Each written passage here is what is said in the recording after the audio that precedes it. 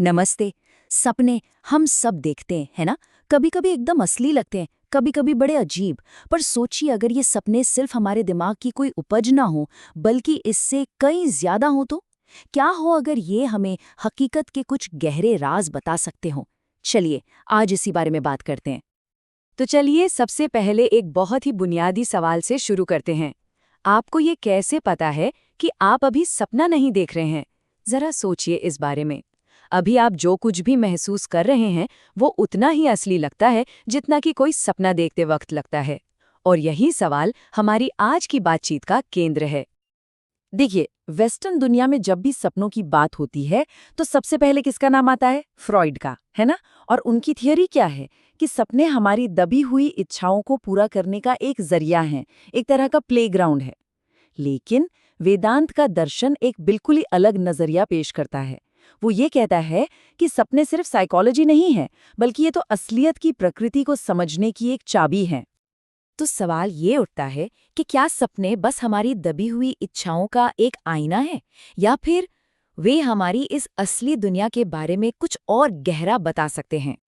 इस पूरे विश्लेषण में हम जिनकी बात को आधार मानेंगे वो हैं श्री स्वामी शिवानंद, एक महान वेदांतिक गुरु। उन्होंने सीधे सीधे वेस्टर्न साइकोएनालिटिक्स सोच को चैलेंज किया।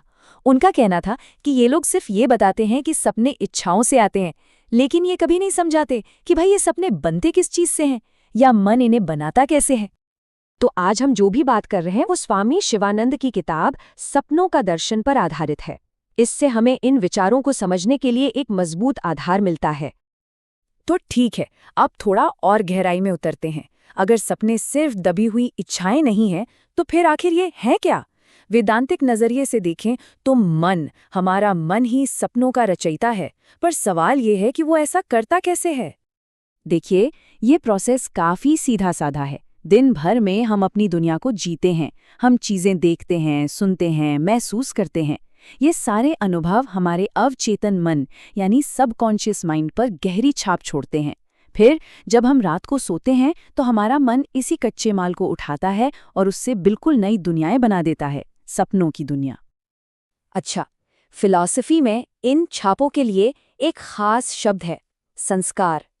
आप इन्हें ऐसे समझ सकते हैं जैसे आपके दिमाग में बहुत सारी फाइलें रखी हों। हर अनुभव, हर बातचीत, हर एहसास एक संस्कार यानी एक फाइल बनाकर सेव हो जाता है। और रात में मन इस विशाल लाइब्रेरी को खोलता है और इन्हीं फाइलों से सपनों की कहानी बुनता है। अब इस आइडिया को पूरी तरह से समझने के लिए हमें वेदांत में चेतना की 3 अवस्थाओं को समझना होगा। ये बहुत जरूरी है क्योंकि यही हमें एक बहुत ही हैरान करने वाले नतीजे तक ले जाएगा। देखिए, हर दिन हम 3 अलग-अलग स्टेट से गुजरते हैं। पहली है जागृत अवस्था, यानी जब हम जागे हुए होते हैं। इसमें हम विश्व बनकर बाहरी दुनिया को अनुभव करते हैं। दूसरी है स्वप्न अवस्था, यानी सपने देखने की हालत। इसमें हम तेजस बनकर अपनी अंदरूनी दुनिया का अनुभव करते हैं। और तीसरी है सुषुप्ति, यानी गहरी नींद की अवस्था, जिसमें हम प्राज्ञ बनकर कुछ भी अनुभव नहीं करते, बस एक खालीपन, या कह सकते हैं कि एक आनंद होता है। तो यहाँ सबसे जरूरी बात पता है क्या है? वो ये कि एक ही चेतना इन तीनों अवस्थाओं से गुजरती है। जो इंसान अभी जागा हुआ है वही सपने देखता है और वही गहरी नींद में सोता है। ये जो निरंतरता है, यही वो धागा है जो अगले बड़े आइडिया को एक साथ जोड़ता है। और अब हम इस चर्चा के सबसे दिलचस्प, सबसे चौंकाने वाले हिस्से पर आ गए हैं। एक ऐसा विचार जो असलियत को लेकर हमारी पूरी समझ को हिलाकर रख देगा। वेदांतिक दर्शन का दावा है कि ये जागृत अवस्था, जिसे हम असली जिंदगी कहते हैं, वो असल में एक लंबा सपना है, एक दीर्घ स्वप्न। सोचिए, जैसे सपने में हमें पता नहीं होता कि हम सपना देख रहे हैं, ठीक उसी तरह इस जागी हुई अवस्था में भी हमें ये एहसास नहीं होता कि ये भी एक तरह का सपना ही है। इस बात को और अच्छे से समझने के लिए चलिए राजा जनक की एक पुरानी कहानी सुनते हैं। वो एक बहुत शक्तिशाली और अमीर राजा थे, जिनके पास वो सब कुछ था जिसके बारे में कोई सोच भी सकता है। तो हुआ ये कि एक दिन राजा जनक सो गए और उन्हें एक बहुत ही असली सा सपना आया। सपने में वो राजा नहीं थे, वो एक भूखे लाचार भिखारी थे।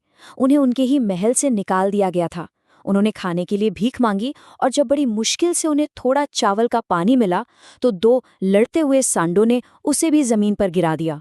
सपने में उनका वो दुख, वो तकलीफ बिल्कुल असली लग रही थी। और फिर अचानक एक झटके से उनकी आंख खुल गई। वो अपने आलीशान बिस्तर पर थे, अपने महल में। भिखारी होने का कोई नामो निशान नहीं था। वो फिर से राजा जनक थे। वो इस अनुभव से इतने हिल गए थे कि उन्होंने अपने सारे दरबारियों को इकट्ठा किया और उनसे सिर्फ एक सवाल पूछा, सच क्या है, वो भिखारी की जिंदगी या ये राजा की जिंदगी? सपने में भिखारी की जिंदगी 100% असली लग रही थी और अब जागने पर ये राजा वाली जिंदगी असली लग रही है। तो फिर सच कौन सा है? और यही वो बात है जो ये कहानी हमें सिखाती है।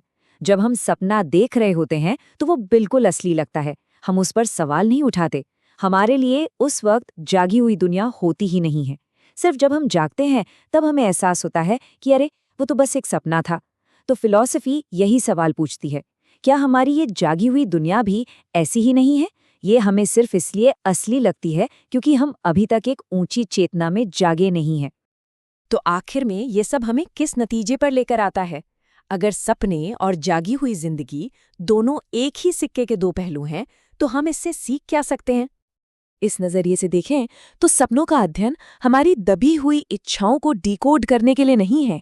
ये तो एक बहुत बड़े एहसास के लिए एक टूल है, एक जरिया है, ये समझने के लिए कि जागृत अवस्था और स्वप्न अवस्था दोनों ही मन की रचनाएं हैं और इसीलिए परम सत्य के नजरिए से दोनों ही असत्य हैं। हाँ, अपने अपने दायरे में वे असली लगती हैं, पर परम सत्य नहीं है।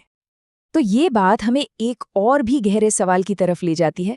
अगर हमारा पूरा अनुभव जागना, सपने देखना और सोना ये सब बदलती हुई अवस्थाएं हैं जो परम सच नहीं है, तो फिर क्या कुछ ऐसा है जो सच है?